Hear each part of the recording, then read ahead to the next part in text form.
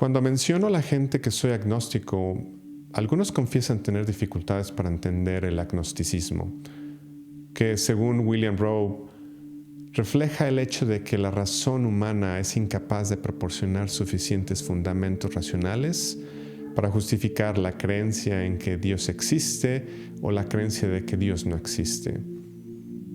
Y considerando que uno de los mayores, si no el mayor misterio de la ciencia, es el surgimiento de la vida, pero también es uno de los mayores milagros atribuidos a Dios, entonces la pregunta es si nuestro limitado razonamiento humano puede permitirnos dilucidar si llegamos a esta existencia por milagro o por mero accidente.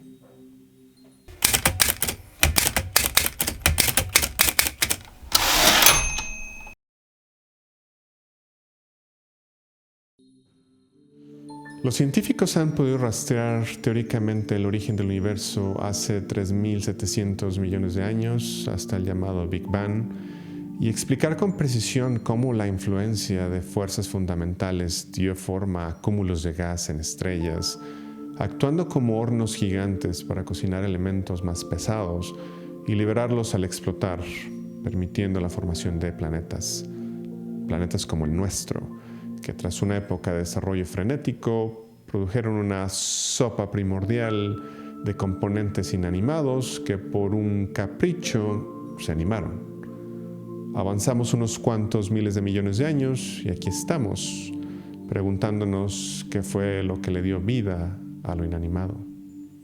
Podemos ignorar la historia que acabo de contar y centrarnos en el aquí y en el ahora, para argumentar que a pesar de los avances tecnológicos, la humanidad puede unir los elementos necesarios para formar moléculas e incluso proteínas complejas, pero a pesar de tener todos los componentes básicos de la vida a nuestra disposición, no podemos soplarles el aliento de la vida y convertirlos en una célula autónoma que eventualmente podría evolucionar hasta convertirse en un ser complejo.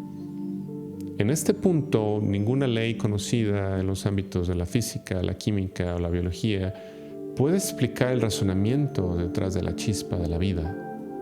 Y es por eso por lo que, a medida que profundizamos en el estudio del universo y las fuerzas que gobiernan la realidad, tanto a nivel micro como macro, a veces es más fácil creer que una fuerza externa, una deidad, fue la responsable de todo, incluido el milagro de la vida.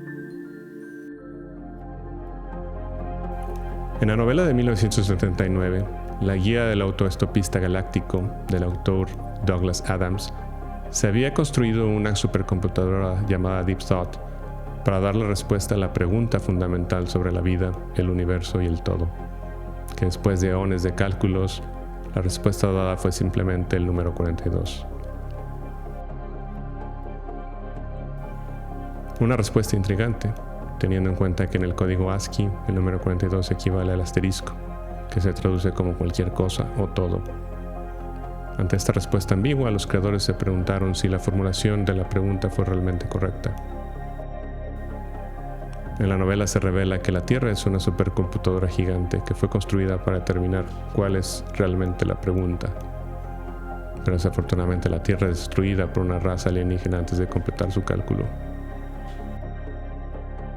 La Tierra, una supercomputadora de tamaño de un planeta, con 8.000 millones de transistores, calculando la pregunta fundamental de la vida.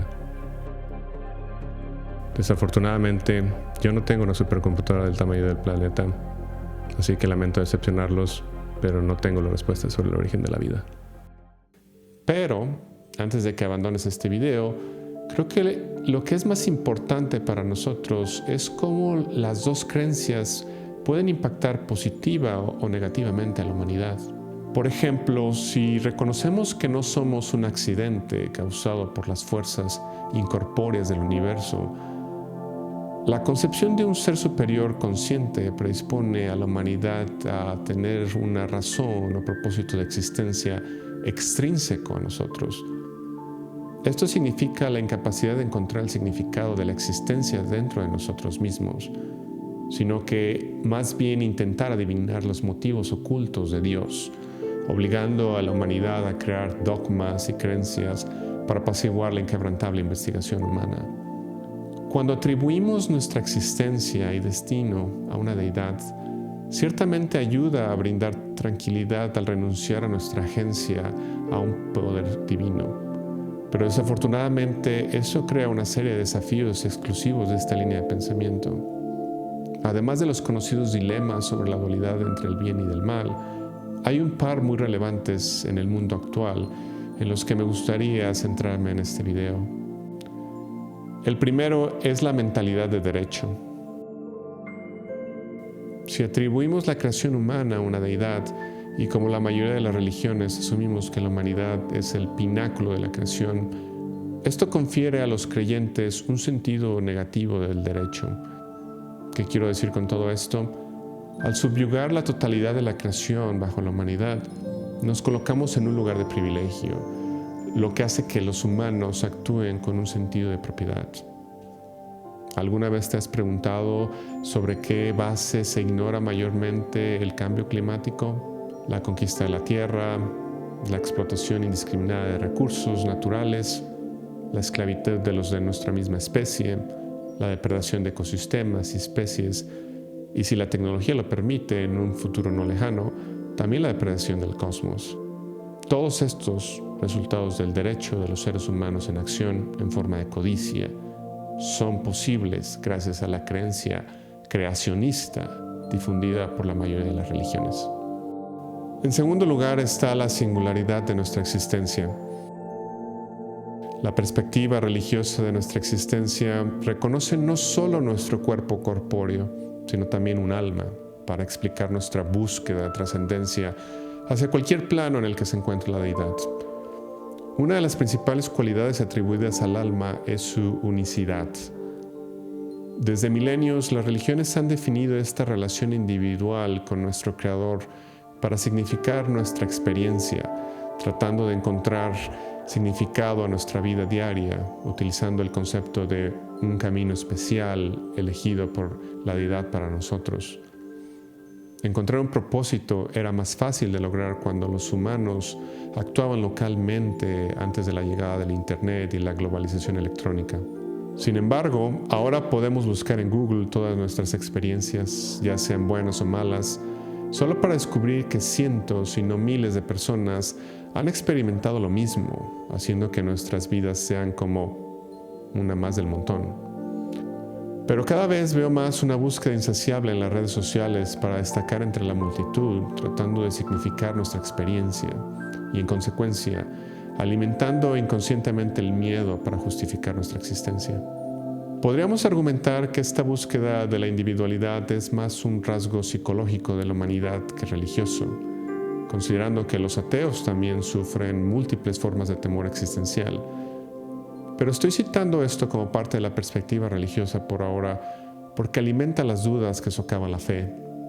E incluso cuando la solución religiosa sería reforzar la fe, como mencioné antes, la naturaleza de la mente humana es una de constante interrogación, obligando al creyente a apagar cualquier pensamiento crítico. Esta confrontación entre nuestro deseo de importancia y significado contra la falta de respuesta del universo respecto del propósito de nuestra existencia es abordada por el filósofo francés Albert Camus en su libro El mito de Sísifo, y considera absurdo el divorcio entre estos dos ideales. Camus explica que la realización de este absurdo deja al individuo con solo 3 resultados. En primer lugar, la autodeterminación, como una salida fácil cuando se considera que no vale la pena vivir una vida carente de significado. En segundo lugar, el salto de fe, que es un escape de la racionalidad, como mencioné, y que Camus consideró un suicidio filosófico. Y finalmente, el reconocimiento, que en términos de Camus significa abrazar la condición absurda y reconocer que el universo está fundamentalmente desprovisto de absolutos. Entonces podríamos ser verdaderamente libres como individuos al crear nuestro propio significado y propósito. Si seguimos la línea de pensamiento del reconocimiento y aceptamos la accidentalidad en la creación del universo y en el inicio de la vida, al comprender las mínimas probabilidades que teníamos en este billar cósmico de llegar a existir, puede realmente ayudarnos a apreciar el precioso regalo que tuvimos que esperar 13.700 millones de años para recibir. Considerar la vida como este regalo que recibimos por casualidad puede ayudarnos psicológicamente a aceptar nuestra existencia con humildad, con desapego en lugar de derecho, al comprender su naturaleza transitoria, de lo que lamentablemente solo nos damos cuenta cerca del final de nuestro viaje.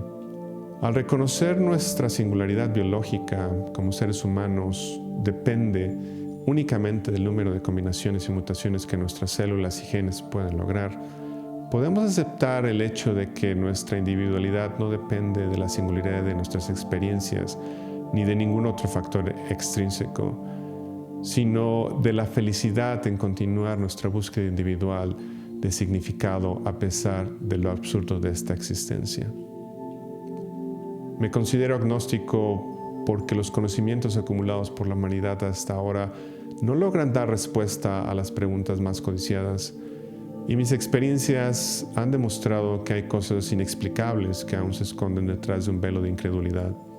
Sin embargo, creo que a la humanidad le vendría bien empezar a creer colectivamente que nuestra existencia en este universo es producto del azar y, por tanto, empezar a actuar con más humildad y responsabilidad por el regalo que recibimos, incluso si no lo merecíamos.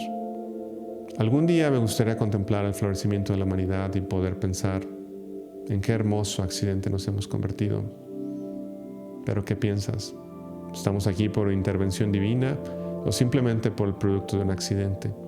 Por favor, házmelo saber en los comentarios. Gracias por ver. Si te gustó el video, compártelo y suscríbete a mi canal.